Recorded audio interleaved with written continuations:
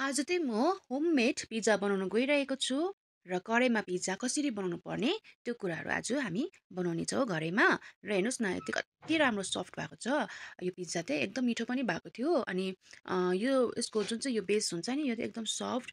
हामीले बाहिर किनेर खाएको भन्दाखेरि पनि राम्रो भएको थियो यो चाहिँ। र यसको लागि चाहिँ मैले 1 चम्ची इस्ट ड्राई इस्टलाई राखेको छु। तपाईँले अरू जुनै इस्ट पनि राख्नु सक्नुहुनेछ। यो चाहिँ डाइरेक्टली चलाउँदा पनि हुन्छ, तर मैले यसलाई फर्मेन्ट गर्नुको लागि चाहिँ मैले यहाँ तातो दुध राखेको छु, पानी राख्नु सक्नुहुनेछ। अनि अलिकति चिनी लगाउनु पर्ने हुन्छ र त्यसलाई चाहिँ मैले 5 मिनटको लागि छोडिदिएँ। र यता चाहिँ मैले 1 पेला आटा र 1 पेला मैदालाई राखेको छु। अनि तपाईँहरूले मैदाको मात्रै पनि बनाउनु सक्नुहुनेछ अनि आटाको मात्रै पनि बनाउनु सक्नुहुनेछ। तर मैले यहाँ दुइटै मिक्स गरेको छु। अनि जुन चाहिँ 5 मिनट बादमा इस्ट चाहिँ फर्मेन्ट भइसकेको थियो। अनि मैले यो इस्ट लगाइदिएँ। अनि यदि हामीले रोटी खाने भन्दा चाहिँ योलाई चाहिँ धेरै गिलो बनाउनुपर्छ, मुस्नुपर्छ र माथिबाट अलिकति पानी छर्केर चाहिँ मैले यसलाई 1 घन्टाको लागि रेस्टको लागि छोडिदिएँ। अनि यो फुलिसकेको छ मजाले हो, एकदम रेडी भइसकेको छ। र यसलाई चाहिँ मजाले निकालेर चाहिँ मैले 5-10 मिनट जस्तो त्यसलाई मजाले मुस्नुपर्ने हुन्छ, निट गर्नुपर्ने हुन्छ एकदम राम्रोसँगले। जति यसलाई राम्रोसँगले मुस्छौँ नि हाम्रो पिज्जाको बेस एकदम सफ्ट राम्रो हुन्छ। अनि यसलाई चाहिँ मजाले मैले यहाँ राखेर एकदम राम्रोसँगले मुसिरहेको छु आँटाको डो जस्तै प्रकारले। तर यसलाई चाहिँ पुरा मजाले अनि यो जब मजाले सफ्ट हुन्छ नि हातमा एउटा पनि टालिँदैन। अनि यता चाहिँ मैले कराईमा सिल्भरको लिएको छु एल्युमिनियमको। अनि त्यसमा चाहिँ मैले नुन राखेर स्ट्यान्ड राखिदिएको छु अनि 10 मिनटको लागि तत्तिनुको लागि छोडिदिएँ। अनि यहाँ मैले आधी डोलाई चाहिँ मैले यहाँ निकालेर चाहिँ यसरी अलिकति मैदा छर्केर पिज्जाको जुन चाहिँ यहाँ सेप दिइरहेको छु राउन्ड। अनि बिस्तारै यसलाई चाहिँ हातले मैले फैलाइरहेको छु। अनि ठुलो बेले मैले ठुलो लार्ज साइज पिज्जा बनाउनु गइरहेको छु नि त। अनि मजाले बेलिसकेपछि चाहिँ यसलाई मैले फोल्ड गरेर यहाँ प्लेटमा अघि नै तेल लगाइसकेको छु। तपाईँकोमा जुनै स्टिलको प्लेट हुन्छ राख्नु सक्नुहुनेछ।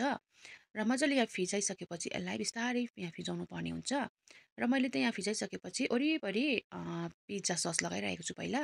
अनि त्यसलाई चाहिँ यहाँ फोल्ड गर्नुपर्ने हुन्छ नि त साइडको बिट।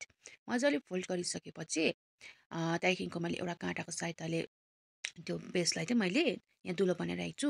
यति गरेन भने चाहिँ पिज्जा फेरि फुलिन्छ नि त रोटी, यसो गऱ्यो भने फुलिँदैन। त्यहाँदेखि सबैपट्टि मैले यो पिज्जा सस लगाइसकेपछि चाहिँ माथिबाट मोजरेला चिज राखिदिएको छु। अनि यो भेजेसहरू यो सब्जीहरू चाहिँ तपाईँको आफ्नो पसन्दले के मनपर्छ त्यो राख्नु सक्नुहुनेछ। मैले चाहिँ यहाँ क्याप्सिकम अनि सानो सानो काटेको प्याज अनि माथिबाट चाहिँ बोइल गरेको कर्नलाई राखिदिएको छु। र तपाईँहरूले यहाँ मसरुमहरू या अरू जे पनि राख्नु सक्नुहुनेछ। अनि मैले यहाँ मसिनो काटेको टमाटर यसको सिड चाहिँ निकालेको छु। र माथिबाट चाहिँ मैले अझै पनि मोजरेला चिजलाई थपिदिएँ अनि राखिदिएँ। र साइडमा चाहिँ मैले तेल ब्रसले लगाइदिएको छु। अनि साइडमा चाहिँ मैले पिज्जा सिजनिङलाई यहाँ छरिरहेको छु। र यो कराई तत्तिसकेपछि चाहिँ यहाँ बिस्तारै राख्नुपर्ने हुन्छ, किनभने कराईको बिटहरू सबै तातो भएको हुन्छ नि त। र मैले यसलाई चाहिँ 20 मिनट जस्तोको लागि चाहिँ पाक्नुको लागि छोडिदिएँ। तपाईँले बिबिसा चेक पनि गर्नु सक्नुहुन्छ, कोही बेला मुनि डढ्छ नि त। हाम्रो हाम्रो प्लेटहरू कतिको पातला मोटो थाहा हुँदैन नि त। र यो रेडी भइसकेको छ र यसलाई चाहिँ मैले यहाँ काटिरहेको छु सानो सानो पिसमा।